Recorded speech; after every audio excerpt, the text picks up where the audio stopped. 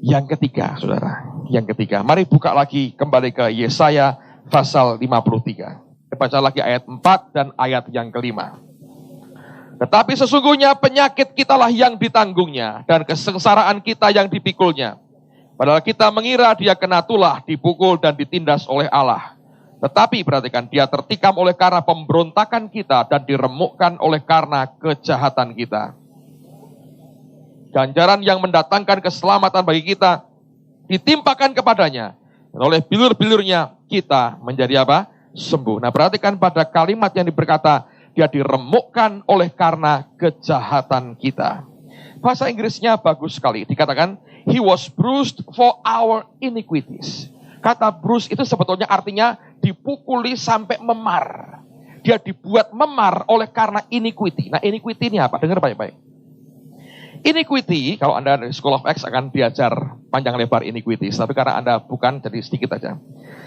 Kata iniquities itu artinya begini. Kecenderungan untuk berbuat suatu dosa atau kejahatan tertentu dalam diri kita. Itu belum ditindakkan, saudara. Baru kecenderungan. Ada orang yang cenderungnya seks terus. Ada orang yang cenderungnya itu judi terus. Itu baru keinginan.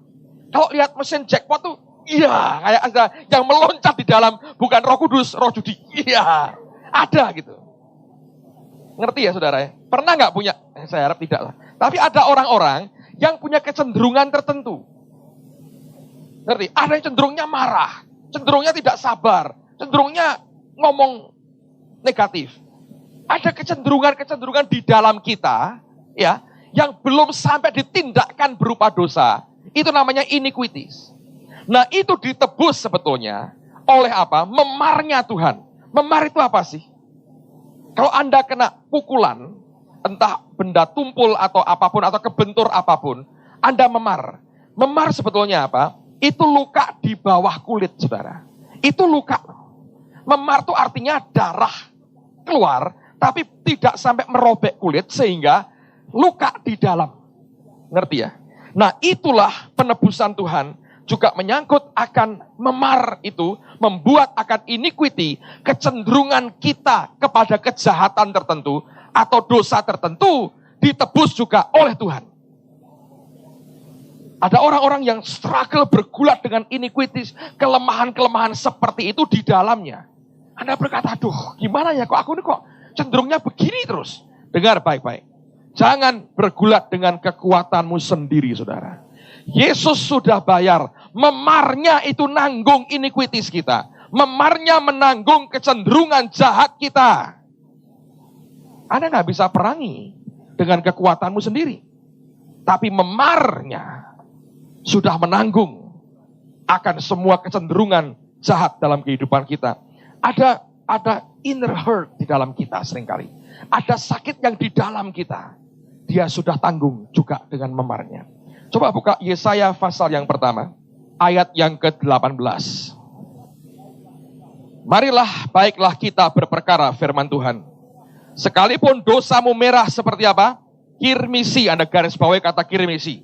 Akan menjadi putih seperti salju. Sekalipun berwarna merah seperti kain kesumba, akan menjadi putih seperti bulu domba. Nah, perhatikan kata kirmisi. Kata scarlet. Kata itu sebetulnya artinya twice dipped. Dicelup 2 kali. Ngerti, saudara? Nah, seringkali kita punya luka di luar dan luka di dalam. Luka yang double, di luar dan di dalam. Yang di luar kelihatan, yang di dalam tidak kelihatan. Memarnya Yesus, di mana darahnya tercurah juga, walaupun tidak keluar menembus kulitnya. Itu juga menyembuhkan akan memar yang di dalammu, saudara. Kecenderungan-kecenderungan yang tidak berkenan di hadapan Allah juga sudah ditebus oleh Yesus. Ketika dia tanggung begitu banyak pukulan yang membuat memar tubuh dan mukanya. Dia menanggung akan kecenderungan jahat kita yang seringkali bergolak di dalam kita. Anda tidak perlu berperang lagi. Yesus sudah tanggung semuanya. Yang perlu engkau adalah percaya bahwa dia sudah lakukan bagi saudara. Kalau Anda bisa nangkap ini dengan rohmu, Anda pulang sebagai orang merdeka. Hari ini nanti kita akan terima tubuh dan darah Tuhan. Ingat, darahnya dicurahkan juga untuk menanggung akan kecenderungan jahat di dalam kita. Yang keempat, coba lihat Matius pasal 27. Ketemu semua? Matius 27, 29-30. Mereka menganyam sebuah mahkota duri dan menaruhnya di atas kepalanya. Lalu memberikan dia sebatang buluh di tangan kanannya. Kemudian mereka berlutut di hadapannya dan mengolok-olokkan dia, katanya, "Salam hai Raja orang Yahudi." Mereka meludahinya dan mengambil buluh itu dan memukulkannya ke kepalanya. Saudara perhatikan, yang keempat, darah keluar oleh karena ada apa? Mahkota duri. Nebus apa, saudara, sebetulnya? Banyak orang menafsir ya, oh itu pikiran yang tidak kudus ditebus. Mungkin juga. Tapi saya percaya itu menebus akan kemelaratan kita dan kemiskinan kita.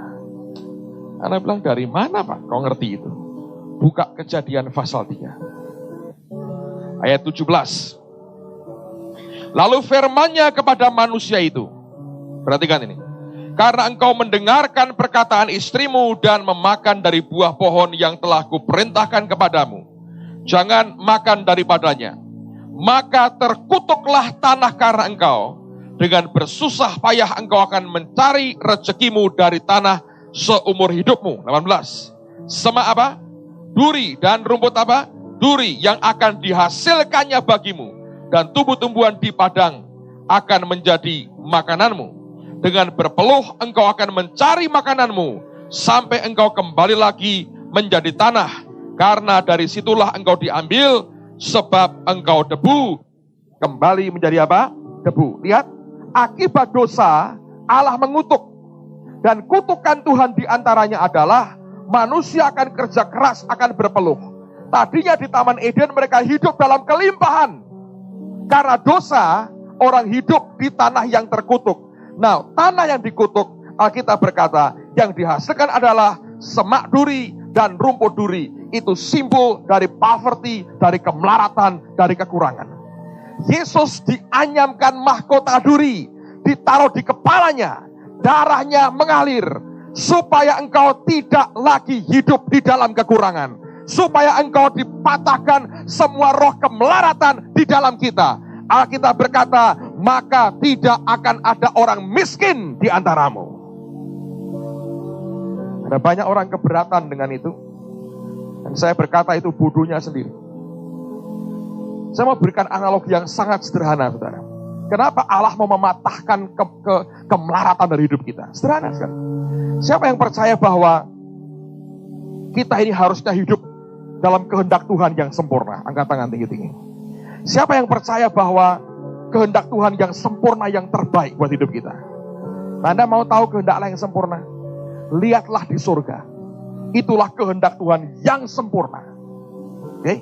Makanya Tuhan mengajar, jadilah kehendakmu di bumi seperti, artinya yang sempurna itu di mana? Di surga. Didoakan supaya turun ke bumi. Saya mau tanya, di surga ada kemelaratan tidak?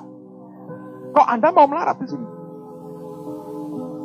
Yesus sudah tebus kemelaratan kita. Semak duri, tumbuhan berduri, simbol dari kutukan Tuhan. Pada tanah yang tadinya luar biasa menghasilkan yang terbaik. Oleh karena dosa, terkutuk, dan tanah itu melarat. Kita dengan susah payah, dengan berpeluh, mesti kerja. Yesus tahu itu. Dan mahkota duri yang membuat darahnya teralirkan keluar telah mengangkat semua kutuk kemelaratan di dalam kita. Kita bukan orang terkutuk, kita orang merdeka. Kita orang yang diberkati di dalam Kristus Yesus, saudara. Ini bukan ajaran kemakmuran, ini apa yang sudah Tuhan Yesus buat bagi kita.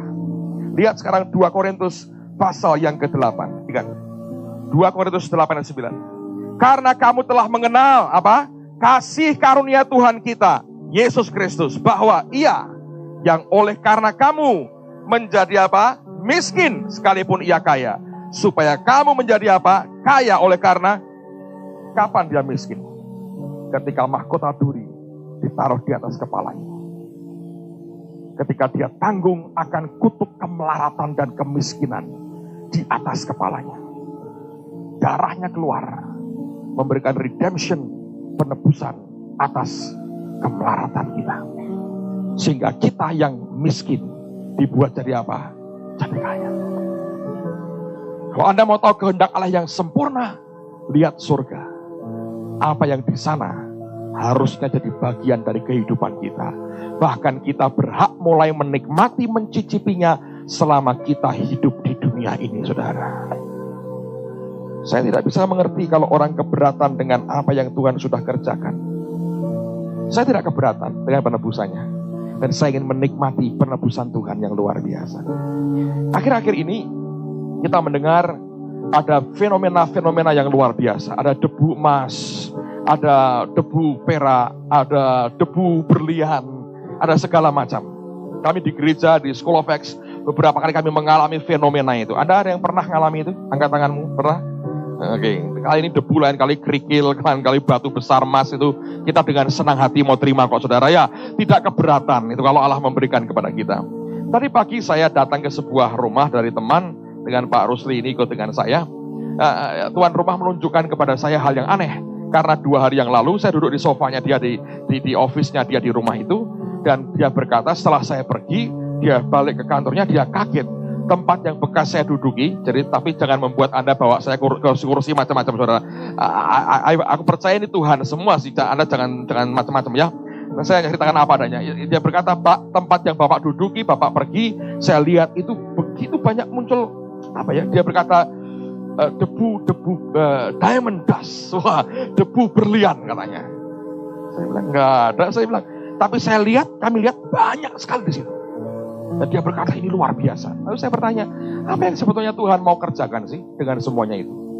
Dan saya percaya satu di antaranya, Indonesia sedang mengalami, katanya Krismon, Allah mau bicara kepada umatnya, aku tidak kena Krismon. Amen. Dia mau ngomong ke kita, lu mau apa? Emas, berlian, perak, platinum, whatever. Aku tidak kena. Dan dia berikan. Dan supaya kita tahu, kita punya Allah yang sanggup mencukupkan semua kebutuhan kita. Hidup lebih dari cukup, more than enough. Maliaki pasal 3. Ini ayat luar biasa. Perpuluhan Pak? Ya, tapi saya melihat sisi yang lain. Dengar baik-baik. Anda belum ngerti apa yang saya mau sampaikan, saudara. Maliaki 3. Di gereja-gereja kan seringkali buat kotak itu Maliaki 3 ayat 10. Bagus juga. Tapi saya mau minta Anda baca, jangan hanya 10, tapi harus 11 dan juga 12. Tidak bisa kita pisahkan sebetulnya. Nah, kita berkata, bawalah seluruh persembahan persepuluhan itu ke dalam rumah perbendaraan, supaya ada persediaan makanan di rumahku. Dan ujilah aku firman Tuhan semesta alam. Apakah aku tidak akan membukakan bagimu apa? Tingkap-tingkap langit. Garis bawah dulu kata tingkap-tingkap langit. Dan mencurahkan berkat kepadamu sampai berkelimpahan. Berhenti dulu. Anda baca bahasa Inggrisnya, digunakan kata the windows of heaven, atau jendela-jendela surga. Tapi kalau Anda baca di NIV, New International Version, kata ini bukan windows of heaven, tapi digunakan kata the floodgate. Gerbang atau pintu penahan banjir. Seperti tanggul penahan banjir.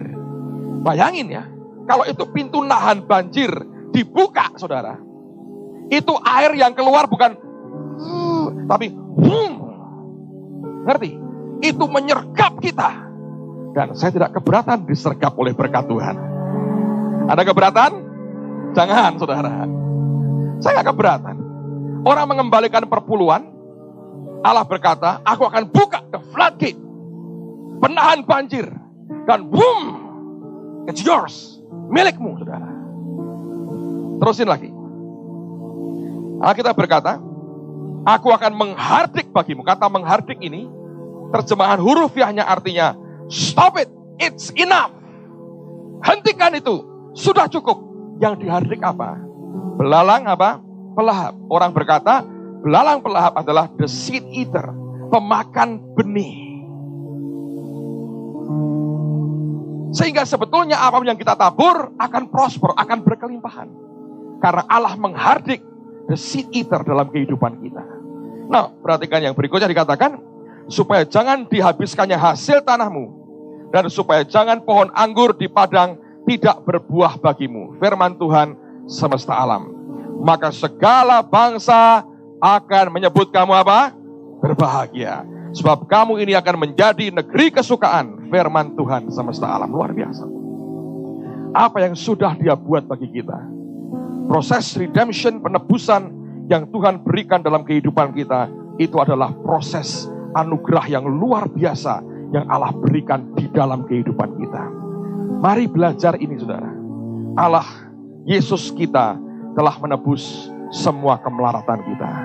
Dia kaya jadi miskin, sekalipun Dia kaya, supaya kita yang miskin jadi kaya. Saya percaya itu cukup buat kita. Yang kelima. Apa yang membuat Dia berdarah ketika tangannya dipaku, disalib? Amen, saudara. Dipaku, disalib. Dengar baik-baik. Apa yang sebetulnya ditebus lewat tangan yang berlubang itu? Buka Kejadian pasal 39. Ayat 2 dan ayat yang ketiga. Tetapi Tuhan menyertai Yusuf, sehingga ia menjadi seorang yang selalu berhasil dalam pekerjaannya. Maka tinggallah ia di rumah tuannya, orang Mesir itu. Setelah dilihatnya oleh tuannya bahwa Yusuf disertai Tuhan, dan bahwa Tuhan membuat berhasil segala sesuatu yang dikerjakannya, maka Yusuf mendapat kasih tuannya, dan ia boleh melayani dia. Kepada Yusuf diberikannya kuasa atas rumahnya, dan segala miliknya diserahkannya pada kekuasaan Yusuf. Dalam terjemahan yang lain digunakan kalimat yang bagus sekali. Alkitab berkata, and the Lord made all he did to prosper in his hand. Allah membuat semua yang dikerjakan itu berhasil, yaitu semua yang dikerjakan dilakukan oleh tangannya. Tangan Tuhan berlubang, darahnya dicurahkan, supaya Allah memberikan keberhasilan pada tangan kita. Amen, saudara. Luar biasa. Dia patahkan semua kegagalan dalam kehidupan kita. Dia ganti dengan keberhasilan yang dari Dia. Coba buka 1 Samuel pasal yang ke-10. Lihat pada ayat yang ke-6 mulai. Dan ayat yang ke-7.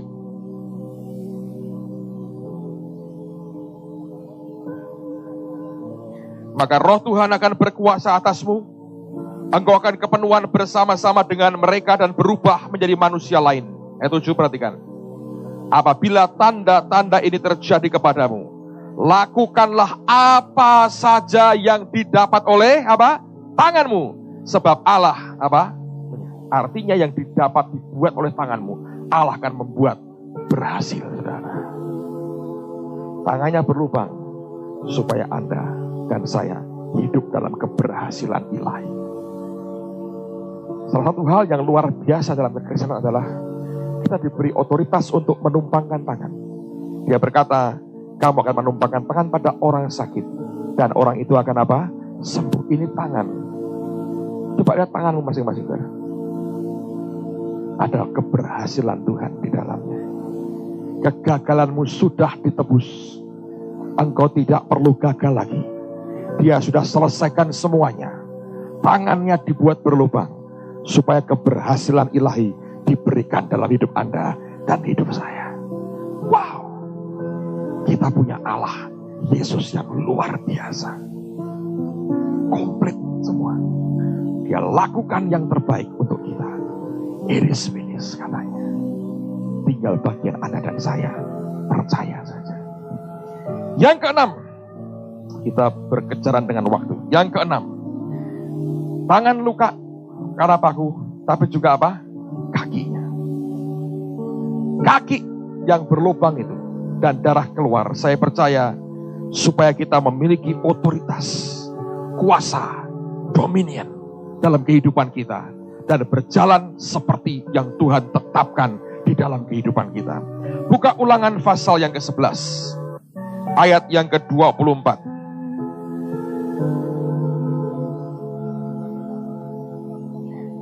Alkitab berkata, setiap tempat yang diinjak oleh telapak kakimu. Kamulah yang akan apa? Memilikinya. Mulai dari padang gurun sampai gunung Libanon. Dan seterusnya, dikatakan akan menjadi apa? Daerahmu. Luar biasa. Nah, Anda perhatikan ya, ketika Joshua, lihat ini, Kanaan itu ditaklukkan dengan kaki, saudara. Sungai Yordan dibelah dengan apa? Kaki para imam dicelupkan ke sungai itu, boom, terbelah. Yeriko, kota yang paling kuat, suruh muteri. Pakai apa muterinya? Kaki, masa pakai tangan? Yang diinjak oleh telapak kakimu akan menjadi milikmu. Dominion, otoritas, kuasa Allah berikan buat kita. Kenapa orang buat prayer walk? Karena Alkitab berkata yang diinjak oleh kaki kita akan menjadi milik kita. Amen. Allah memberikan otoritasnya, dominionnya kepada gerejanya. Luar biasa. Saya percaya kita ini bukan umat yang lemah. Kita umat yang berkemenangan. Apapun yang kita mau dari Tuhan asalnya, pasti akan terjadi. Dia memberikan penebusan yang utuh kepada kita. Total redemption Allah berikan dalam kehidupan kita. Oh, saya berdoa Anda bisa nangkap. Lagi saudara, Lukas 10:11. Lukas 10:17. Kemudian ke-70 murid itu kembali dengan gembira dan berkata, Tuhan, juga setan-setan takluk kepada kami demi namamu. Lalu kata Yesus kepada mereka, aku melihat iblis jatuh seperti kilat dari langit. 19, baca sama-sama, 2, 3. Sesungguhnya aku telah memberikan kuasa kepada kamu. Untuk apa? Menginjak ular dan kalajengking, dan kuasa untuk menahan kekuatan musuh. Sehingga tidak ada yang akan apa? Amen. Dia berikan kepada kita kuasa menginjak ular dan kalajengking. Jangan mau dibodohin setan. Kakinya berlubang untuk memberikan kepada kaki kita dominion, otoritas, kuasa yang kita injak jadi bagian dari milik kita. Anda tahu Abraham? Kita nggak tahu waktu untuk belajar soal itu. Tapi menjelang Abraham mati, Tuhan berkata begini, Abraham, jelajahi tanah Kanaan. Dia puteri tanah Kanaan. Dia jalan, dia muter tanah Kanaan. Tuhan berkata, engkau belum waktunya menguasai ini. Nanti kelak keturunanmu akan menaklukkan yang engkau sudah kuasai. Waktu mereka masuk Kanaan, sudah diklaim oleh Abraham dengan kakinya. Dia betul-betul jalani seluruh tanah Kanaan. Dan keturunannya yang memiliki tanah perjanjian itu, saudara. Sampai sekarang saya percaya, mau digusur seperti apapun itu orang Yahudi di sana, nggak bisa. Karena Abraham sudah pernah injak tanah itu, saudara. Ribuan tahun lalu, dia lakukan yang Tuhan perintahkan. Itu tanah diberikan kepada mereka. Saya berdoa, Anda dan saya mengerti akan hal ini. Kalau ada daerah dalam hidupmu yang dikuasai iblis, gunakan kakimu. Injak, langkah, jalani, saudara. Puterin. Anda akan melihat nanti Allah akan memberikannya di dalam kehidupan kita. Amen. Oleh karena dia sudah selesaikan semuanya. Waktu dia berkata, it is finished. Sungguh-sungguh it is finished, saudara. Bagian kita tinggal apa? Percaya, nikmati, ambil semuanya itu. Roma pasal yang ke-16. Roma pasal yang ke-16.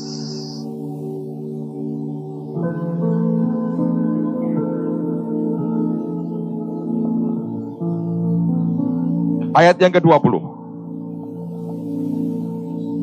Roma 16 ayat 20. Alkitab berkata, semoga Allah sumber damai sejahtera segera akan apa? Menghancurkan iblis di mana? Di bawah kakimu. Amen. Dan kalimat berikutnya bagus sekali. Dia berkata, kasih karunia Yesus Tuhan kita menyertai kamu. Wow. Iblis hancur. Banyak orang berkata surga di bawah telapak kaki ibu. I don't think so. Bukan begitu, saudara, ayatnya. Iblis dihancurkan di bawah kaki kita. Apa yang dia tanggung, yang dia derita 2000 tahun lalu. Lihat, dari ujung kepala sampai telapak kaki. hancur semua badannya. Dia berikan buat saudara, dan dia berikan buat saya. Kita orang-orang merdeka. Last but not least, saudara. Yang terakhir, darahnya keluar dari mana? Dari lambungnya. Ketika dia mati, sebetulnya prajurit ini hanya ingin meyakinkan apakah dia mati. Tusuk lambungnya. Ada para ahli mengatakan itu kena pada levernya, pada hatinya, sehingga darah dan air itu keluar akhirnya. Dengar baik-baik, dengar baik-baik. Saya mau berikan statement demikian. Sebetulnya yang mengalami proses reproduksi pada mulanya itu bukan wanita, tapi pria. Sekarang yang reproduksi siapa? Wanita, dengan cara dia hamil dan melahirkan. Pada mulanya, saya nggak berkata bahwa rencana Allah pada mulanya pria, tapi ujung-ujung awalnya reproduksi bukan ada pada wanita, tapi pada pria. Kapan itu? Ketika Adam dibuat tidur, Allah membuat bedah di bagian rusuk lambungnya, kemudian diambil tulang rusuknya. Reproduksinya berupa Hawa. Itu simbol Kristus dan jemaatnya. Adam pertama mengalami reproduksi. Dari rusuknya, dari lambungnya keluar Hawa. Kristus adalah Adam yang kedua. Dia juga mengalami reproduksi. Ketika di kayu salib, lambungnya ditikam, darah dan air keluar.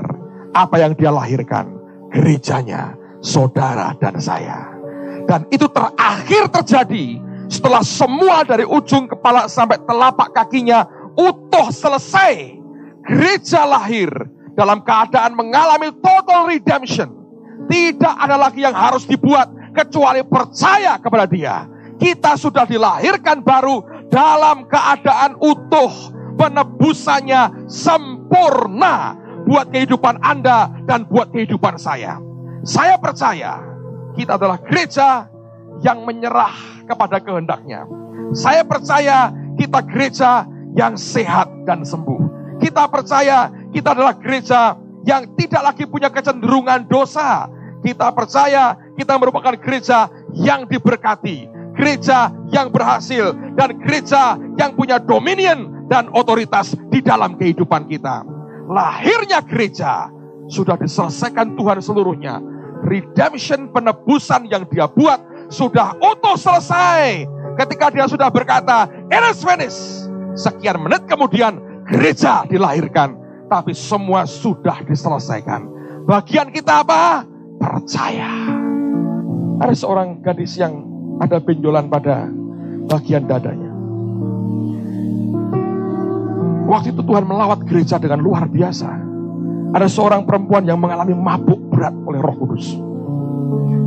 Nah, dia tiba-tiba mendekati akan temannya ini. Dia tidak tahu persoalannya apa, penyakitnya apa. Dia nggak tahu sama sekali. Tapi ini yang saya dengar luar biasa. Ketika diceritakan ulang, memberkati hidup saya. Yang mabuk roh ini cuman pegang badannya temannya ini. Dia hanya berkata 2 kali, "Percaya, percaya." Dan tiba-tiba semua benjolannya hilang, saudara. Tuhan hanya mau berkata kepada kita hari ini, percaya, percaya. Saya berdoa Anda percaya. Dan semua yang dia telah berikan ini utuh jadi bagian dari kehidupan kita. Amen, saudara.